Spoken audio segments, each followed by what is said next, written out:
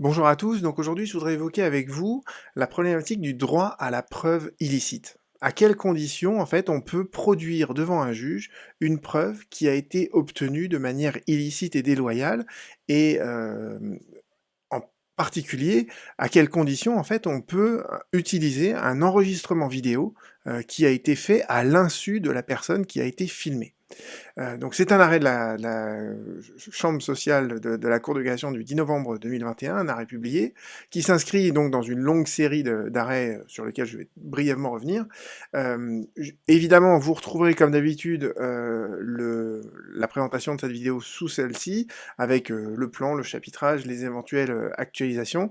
Et par la même occasion, je me permets de vous rappeler que j'ai un compte Tipeee et que je remercie Wafa pour son soutien récemment. Voilà, donc quelque part, cette vidéo, c'est un peu la saison 5, épisode 1. Pourquoi? Parce que si vous reprenez en fait sur cette chaîne YouTube, au tout début, j'avais fait une vidéo sur le droit à la preuve. C'était une toute première vidéo en 2018, à partir d'un article que j'avais publié sur mon blog en 2017. Et dès cette vidéo, je vous avais dit, le droit à la preuve, ça va bouleverser en fait tout le contentieux de droit du travail, ça va tout faire exploser. Et effectivement, depuis, après, j'ai créé une playlist dans laquelle je recense en fait toutes les vidéos et vous verrez toute l'évolution qui a eu lieu. Et surtout, en fait, l'année dernière, vous avez l'arrêt AFP, un arrêt qui est très très important, un arrêt du 20 décembre, 25 novembre 2020, où la Cour de cassation a clairement dit pour la première fois que l'employeur peut parfaitement utiliser une preuve qu'il a obtenue de manière illicite en utilisant le droit à la preuve. Donc ça, cette vidéo, elle est un peu longue, je l'avais faite pour mes étudiants, mais je vous invite à la revoir parce que c'est vraiment sans doute l'analyse la plus détaillée que j'ai faite sur cette question. Euh, et c'est, vous voyez, cet arrêt AFP, il est très important parce que, par exemple, si vous prenez juste l'épreuve du CRFPA en droit du travail, l'épreuve écrite, je crois que c'était quasiment un quart, voire un tiers des points, c'était sur cet arrêt-là. Donc c'est vraiment le droit à la preuve et la problématique de la preuve illicite, l'articulation des deux, qui est apparue en fait dans cet arrêt AFP du 25 novembre 2020 et qu'on va retrouver aujourd'hui dans l'arrêt du 10 novembre 2021. C'est à mon sens une articulation qui va faire exploser en fait tout le contentieux du droit du travail, et surtout, c'est pour ça que je le mets en jaune ici, c'est que les solutions elles sont réversibles. Pour l'instant, que vous regardiez l'arrêt AFP, l'arrêt Petit Bateau, l'arrêt que vous avez sous les yeux, qu'on va étudier maintenant, c'est toujours des arrêts dans lesquels c'est l'employeur qui a obtenu une preuve illicite et qui va l'utiliser devant le juge prud'homal. Mais toutes les solutions sont réversibles. Pourquoi? Parce que sinon ça créerait un déséquilibre euh, entre les parties et évidemment le salarié peut lui aussi aux mêmes conditions, utiliser une preuve qu'il a obtenue de manière illicite. Et c'est ce que je disais à propos récemment dans le cadre de ma vidéo sur le harcèlement moral managérial. Je vous ai dit, souvent la preuve du harcèlement moral, elle passe par l'enregistrement du harceleur à son insu. Un enregistrement audio, un enregistrement vidéo. Et vous voyez que là, clairement, avec l'arrêt qu'on va étudier, eh bien, la Cour de cassation nous dit, voilà, l'enregistrement vidéo de quelqu'un à son insu, c'est une preuve illicite, mais pour autant, on pourra quand même, dans certaines circonstances, l'utiliser devant une juridiction prud'homale. Donc, voyons ce que nous dit l'arrêt. Les faits, ils sont assez simples. Vous avez, donc, on est à Mayotte, euh, dans une période où il y avait un peu, apparemment, des troubles, et l'employeur, donc, c'est un pharmacien. Il a apparemment une assez grande pharmacie. Il a plusieurs salariés dans cette pharmacie. Il installe des caméras de vidéosurveillance. Il y a 3 caméras au rez-de-chaussée et 2 caméras à l'étage. Et il fait signer à tous les salariés une note de service dans laquelle il dit voilà, on a installé ces vidéocaméras dans le but de prévenir l'atteinte aux biens et aux personnes, donc les braquages et les vols de la part des consommateurs. Mais vous voyez bien que dans cette note de service, et ça c'est un petit rajout que j'ai de ma part, il n'est pas mentionné que l'installation de ce système de vidéosurveillance pourrait permettre de surveiller l'activité des salariés.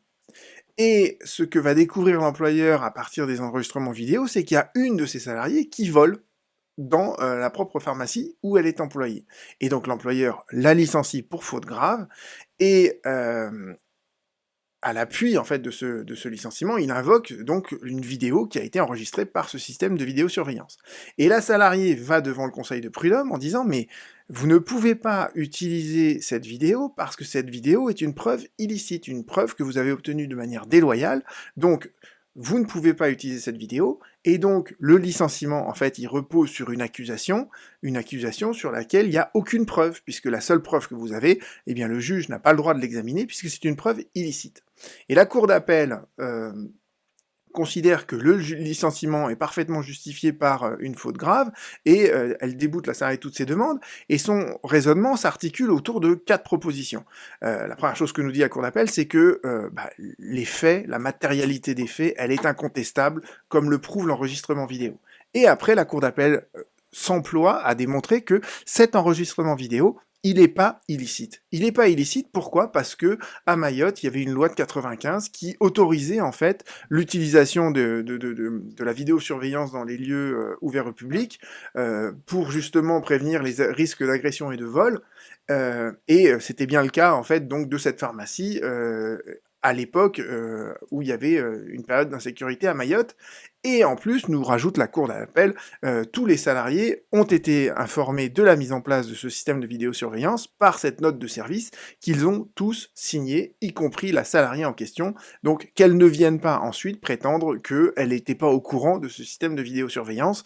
Elle savait que ce système était en place, et donc elle ne peut pas ensuite dire bah, le moyen de preuve est illicite. Et la Cour de cassation, elle va casser cet arrêt, mais vous allez voir, elle fait œuvre de pédagogie, parce que elle le casse, mais en même temps, c'est peut-être pour mieux permettre à la cour d'appel de renvoi, qui va réexaminer cette affaire, de retenir finalement la même solution, mais en employant un raisonnement juridique plus rigoureux.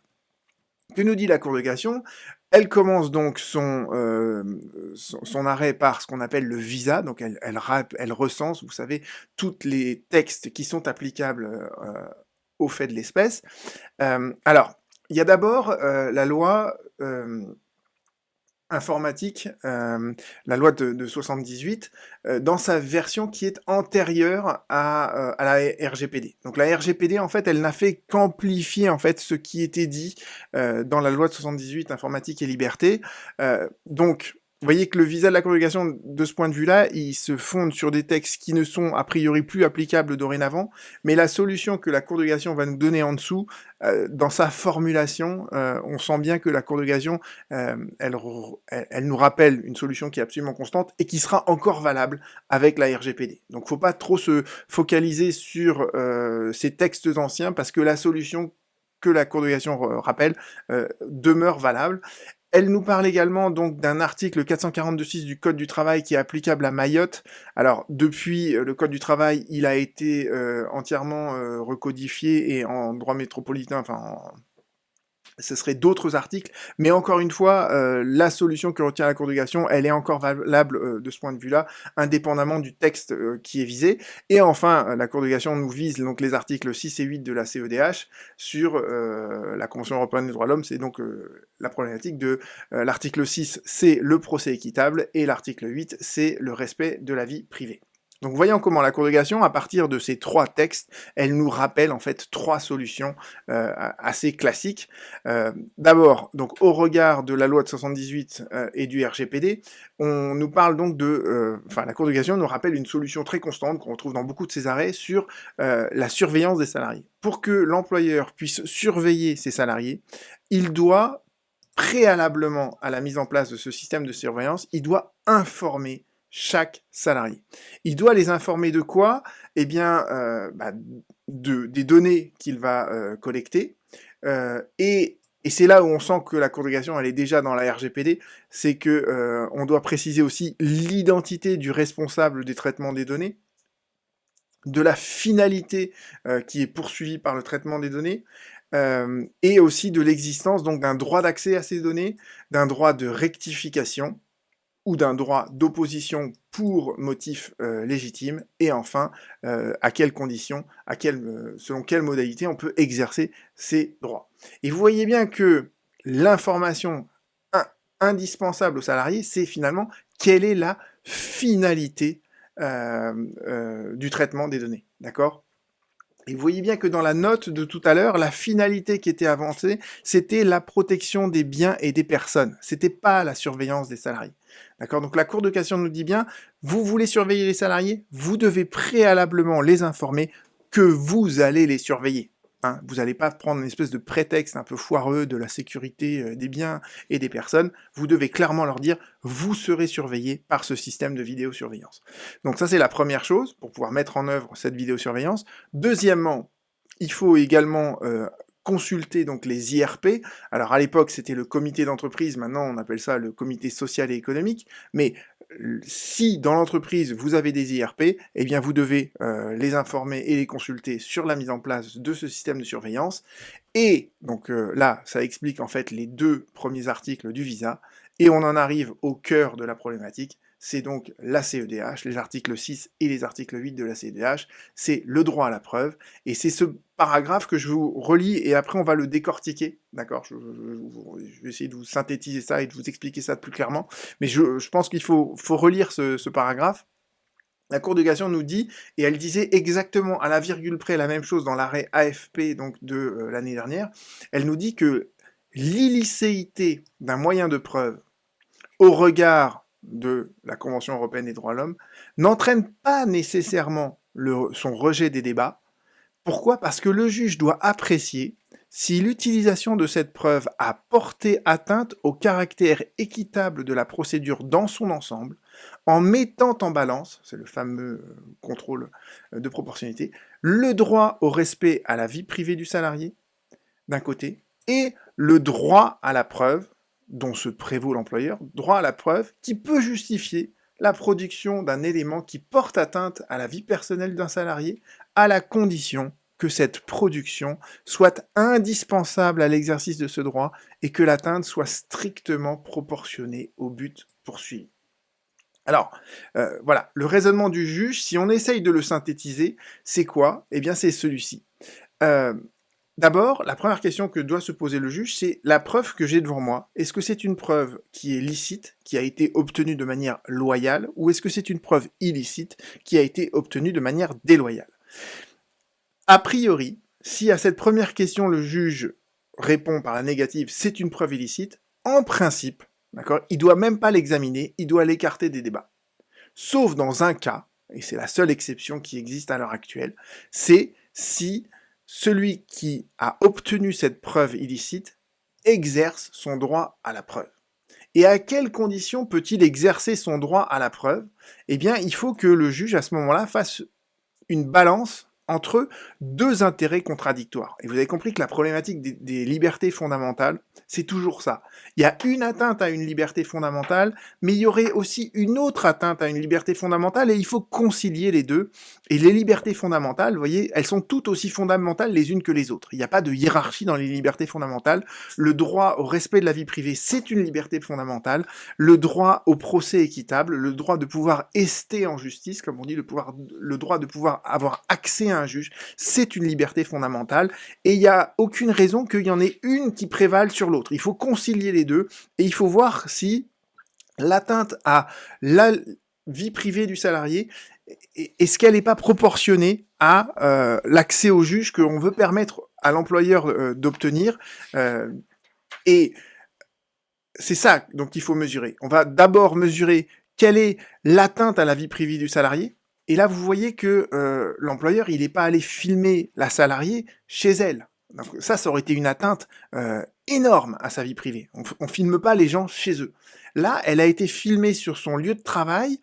Donc, il y a une atteinte à la liberté, à la vie privée du salarié. Et ça, c'est ce que nous dit la Cour de la CEDH depuis très longtemps avec l'arrêt Barbulescu. Donc il y a bien, le salarié, il dispose sur son lieu de travail du respect à sa vie privée.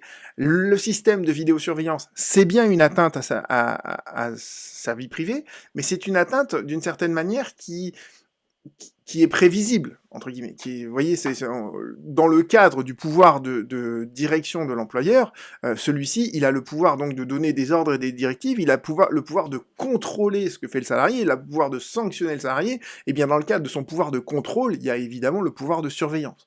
Donc finalement, l'atteinte à la liberté du salarié, elle est réelle, mais elle est d'une certaine manière prévisible, puisqu'on est dans une relation de travail. De l'autre côté, si on se place maintenant du côté de l'employeur, vous avez donc pour lui le droit fondamental qu'il veut exercer, c'est le fait de pouvoir aller devant un juge, devant le juge prud'homal, et dire la décision que j'ai prise de rompre le contrat de travail, elle est justifiée. Elle est justifiée et je peux la justifier en produisant une preuve que certes j'ai obtenue de manière illicite, mais cette preuve, elle est indispensable à ce que je puisse exercer mes droits, à ce que je puisse aller devant le juge. Pourquoi ? Parce que c'est le seul moyen que j'ai de prouver cette attitude parfaitement déloyale de la part de mon salarié. Donc cette preuve, elle m'est indispensable et elle est proportionnée au but que je poursuis, qui est de montrer que la décision que j'ai prise, elle est justifiée. D'accord ? Donc voilà le raisonnement que doit tenir le juge, voilà ce qu'il doit mettre en évidence. Et au cas d'espèce, la Cour de cassation dit, la Cour d'appel, elle s'est complètement plantée dans son raisonnement. Pourquoi ? Parce que le système, et ça apparaît clairement de la note de service, le système de vidéosurveillance, il a été installé dans une finalité très précise, qui apparaît d'ailleurs dans la note de service, qui est de protéger les biens et les personnes dans les locaux de l'entreprise. D'accord ? À aucun moment dans la note de service, il est dit que ce système de vidéosurveillance, il est mis en place pour surveiller les salariés. C'est une autre finalité que de surveiller les salariés par rapport à celle de protéger, assurer la sécurité des biens et des personnes. Et l'employeur a bien utilisé son système de vidéosurveillance dans une autre finalité que celle qu'il avait avancée auprès des salariés. Donc, l'employeur, pour pouvoir surveiller ses salariés, il aurait dû les informer, il aurait dû informer le comité d'entreprise, si bien que cette preuve qu'il a collectée, eh bien, c'est bien une preuve qui est illicite. Donc le raisonnement de la Cour d'appel, il est censuré, et la Cour de cassation, à la fin de sa décision, elle va casser et annuler l'arrêt de la Cour d'appel, mais elle va dire « Je désigne à nouveau cette Cour d'appel autrement composée pour pas qu'il y ait les mêmes magistrats, pour statuer à nouveau là-dessus, mais vous pourrez parfaitement arriver au même résultat. Vous pourrez parfaitement dire que ce licenciement, il repose sur une faute grave.